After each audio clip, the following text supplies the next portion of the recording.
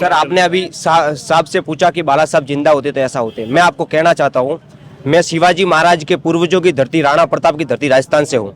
हमारे वहाँ पर छत्रपति शिवाजी महाराज, आदरणीय छत्रपति शिवाजी महाराज, वीर शिरोमणि महाराणा प्रताप और बाला साहब ठाकरे का साथ में मंदिर है। उनके कहाँ पे? हमारे राजस्थान में। अच्छा, हम लोग एक साथ हम अपने घर में उनकी पूजा करते हैं। लेकिन हमारे वहाँ की कांग्रेस सरकार ने, अशोक गहलोत की सरकार ने हमारे मेवाड़ में एक सभा रखी और उसमें यहाँ के उद्धव ठाकरे जी आमंत्रित थे और उस सभा में खुले मन से अशोक गहलोत ने कहा कि आज से चित्तौड़ के किले में नमाज पढ़ी जाएगी और उसमें उद्धव ठाकरे वहाँ मंच पर बैठे थे, एक शब्द उनके मुंह से नहीं निकला। तो ये असली हिंदू अब इन्होंने हिंदूपन का छोड़ दिया है। पहले जो उनका हिंदुत्व था वो अब उन्होंने छोड़ चुके हैं। अब वो सिर्फ अपने स्वार्थ के लिए पूरा हिंदू छोड़ चुके हैं। अभी सही हिंदू अगर है तो ये शिवसेना आपकी, अपनी शिंदे साहब की। उन्होंने एक शब्द नहीं कहा, कोई विरोध नहीं। हिंदू अगर थोड़ा सा के लिए कुछ बोल दे तो पूरा हो अल्लाह हो जाता है पूरे इंडिया में, महाराष्ट्र में नहीं पूरे इंडिया में।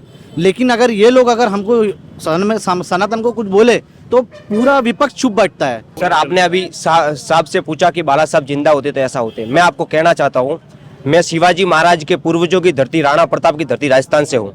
हमारे वहाँ पर छत्रपति शिवाजी महाराज, आदरणीय छत्रपति शिवाजी महाराज, वीर शिरोमणि महाराणा प्रताप और बाला साहब ठाकरे का साथ में मंदिर है। उनके कहाँ पे? हमारे राजस्थान में। अच्छा, लोग एक साथ हम अपने घर में उनकी पूजा करते हैं। लेकिन हमारे वहाँ की कांग्रेस सरकार ने, अशोक गहलोत की सरकार ने हमारे मेवाड़ में एक सभा रखी और उसमें यहाँ के उद्धव ठाकरे जी आमंत्रित थे और उस सभा में खुले मन से अशोक गहलोत ने कहा कि आज से चित्तौड़ के किले में नमाज पढ़ी जाएगी और उसमें उद्धव ठाकरे वहाँ मंच पर बैठे थे, एक शब्द उनके मुंह से नहीं निकला। उस दिन से हमारी नजरों से ये व्यक्ति गिर चुका है। नहीं, ऐसे तो कई और वाक्य हैं। अभी पिछले साल जब तमिलनाडु में जो स्टालिन ने कहा कि सनातन धर्म, HIV एड्स, तब भी उद्धव ठाकरे की कोई बयान नहीं आया। एक्चुअली वो अभी जब थोड़ी देर पहले हुआ था कि असली हिंदू कौन है, हाँ। जनसभा में भी योगी आदित्यनाथ जी ने कहा। तो ये असली हिंदू अब इन्होंने हिंदूपन का छोड़ दिया है। पहले जो उनका हिंदुत्व था वो अब उन्होंने छोड़ चुके हैं। अब वो सिर्फ अपने स्वार्थ के लिए पूरा हिंदू छोड़ चुके हैं। अभी सही हिंदू अगर है तो ये शिवसेना आपकी, अपनी शिंदे साहब की। और वो अब दिल से मुंह से बोल नहीं पा रहे, लेकिन दिल से वो भी दुखी है, उनको ही पता है। पर वो सिर्फ कुछ मजबूर है उनके साथ में बैठने उनके साथ गठबंधन में, और कुछ नहीं है वो। इसलिए ये चिंतन करना पड़ेगा उद्धव ठाकरे जी। अभी जो सर ने कहा, हम भी बाला साहब ठाकरे जी को हम तो पहले से मानते हैं और उद्धव ठाकरे जी को मानते थे, पर अभी उन्होंने जिस तरह से अभी ये चुप रहते हैं और जो इन्होंने बाहर राजस्थान में उन्होंने कहा, उसके बाद से फिर वो तमिलनाडु वाला, हाँ, तो उन्होंने एक शब्द नहीं कहा, कोई विरोध नहीं। हिंदू अगर थोड़ा सा के लिए कुछ बोल दे तो पूरा हो अल्लाह हो जाता है पूरे इंडिया में, महाराष्ट्र में नहीं पूरे इंडिया में। लेकिन अगर ये लोग अगर हमको सनातन को कुछ बोले तो पूरा विपक्ष चुप बैठता है। तो इसके लिए हम जो है, इन्होंने जो नारा दिया है, बटेंगे तो कटेंगे, एकदम सही है और हमें एक होना ही पड़ेगा और महाराष्ट्र में बीजेपी की सरकार लानी ही पड़ेगी। ठीक। और कोई कुछ कहना चाहता है? कुछ कहना चाहते हैं आप? जोड़ना चाहते हैं कुछ? बाला साहब का जो हिंदुत्व था एकदम कट्टर था। हाँ। सत्ता के लिए वो ऐसे तलवे नहीं चाटते तो थे। कहना था ना, सीएम तो बनना नहीं है, मतलब वो कुछ कहते थे कि सीएम नहीं, अगर वो होते तो उनके साथ जाते ही नहीं थे, क्योंकि पहली गाली तो वो कांग्रेस वाले को देते थे। कहते दुकान बंद कर दूंगा लेकिन कांग्रेस के साथ नहीं जाऊंगा। जब उद्धव ठाकरे भी ये बात सुनते थे, फिर भी वो सत्ता के लिए उनके साथ चले गए। लेकिन सीएम बनना होगा उनको। मेरे को एक बात कहना है आज इस मौके पर, जी, जो असली वारिसदार है बाला साहब ठाकरे के, वो सिर्फ एकनाथ जी शिंदे साहब है। अगर शिंदे साहब ने 2.5 साल पहले अगर ये उठाव किया नहीं रहता महाराष्ट्र के अंदर, तो आज जो है जिस परिस्थिति से आज भारत उभर के आया है, जो विकास नागपुर नहीं पूरे भारत में मोदी सरकार के मोदी जी के नेतृत्व में जो विकास हो रहा है, अब चारों तरफ विकास देख रहे हैं। कोई क्षेत्र ऐसा नहीं है जहाँ विकास नहीं हो रहा। सभी जो हमारे भाई बहन है वो सभी मोदी सरकार के साथ में क्यों है कि उनको एक आत्मविश्वास। एकनाथ शिंदे को सही कह रहे हैं। जब मैं जाता हूँ शिवसेना युवाटा के पास, वो कहते हैं तो गद्दार हैं, हमसे गद्दारी करके चले गए। उन्होंने कौन सी गद्दारी की? आपने तो हिंदुओं के साथ में गद्दारी की। आप वो कांग्रेस, बाला साहब ठाकरे जी ने कहा था, क्या मेरी दुकानदारी उस दिन मैं बंद करूंगा जिस दिन मेरे शिवसेना की कांग्रेस हो जाएंगी। और ये उद्धव ठाकरे जी ने तलवे चाटने के लिए वहाँ पे कांग्रेस राष्ट्रवादी के साथ में जाके अपना हिंदू धर्म डुबा दिया है। और असली शिवसेना जो है वो शिंदे साहब की है। उन्होंने हर नागरिक को न्याय देने का काम किया है। आज भी जो काम हो रहा है वो हिंदुत्व के बल पे हो रहा है और हमको पूरा विश्वास है इस महाराष्ट्र में भी परिवर्तन होगा और हमारी जो सरकार है परिवर्तन होगा मतलब महाविकास आघाड़ी। नहीं, पर महाविकास आघाड़ी नहीं आएंगी, विकास का परिवर्तन होगा। हर घर में खुशहाली दिखेंगी।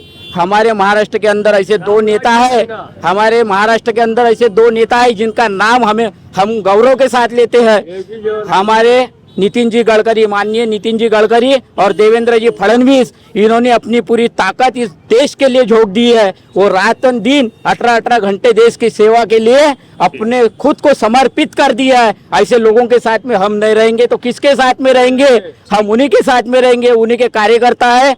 हमको मान सम्मान मिला है। मैं एक गवर्नमेंट इंस्टीट्यूट चलाता हूँ।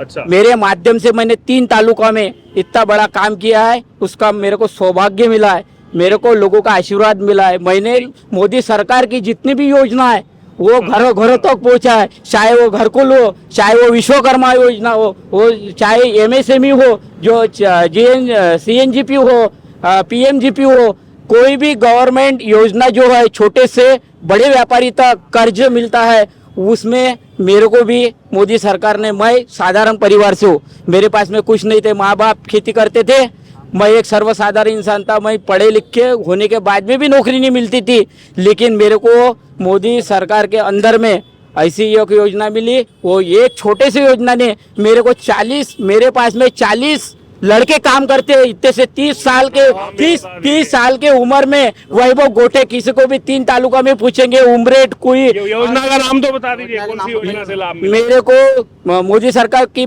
सीएनजीपी से 10 लाख का कर्जा मिला है, बिना कोई गारंटी के साथ।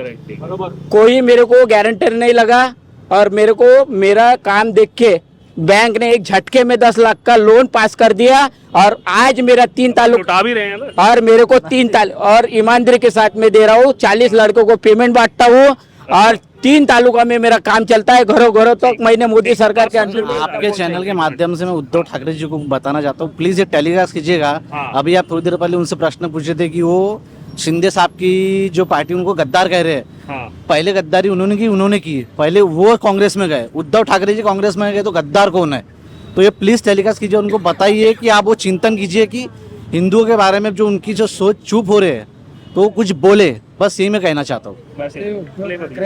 उद्धव ठाकरे राम भक्तों को हरामखोर बोल रहा है। देखिए, सुनिए, ये देखिए, कई सोशल मीडिया पर, मतलब आप इस पर क्या क्या प्रतिक्रिया देना चाहते ये सही नहीं है। हाँ। हिंदुओं के भावना के साथ में खेलना। जिस पार्टी हिंदू के हिंद सम्राट बोलते थे बाला साहब ठाकरे को, उनका लड़का आज ये बोल रहा है तो दुख की बात है। चलिए, पूरी जनता ठीक, इस इलेक्शन में दिखा देंगे। एक बस। तो चलिए, नागपुर की जनता यहाँ पर आपने सुनी इनकी राय। कई सारे मुद्दे चल रहे हैं, बस चंद दिन बाकी रह गए हैं चुनाव में। और महाराष्ट्र 288 विधानसभा सीटें, 23 नवंबर को किसकी सरकार बनने जा रही है? क्या वो महायुति होगी, क्या वो महाविकास आघाड़ी? लगातार लोगों का सर्वे, लोगों की राय, लोगों की चर्चा हम आपके तक पहुंचा रहे हैं। देखते रहिए द डिजिटल रिपोर्टर।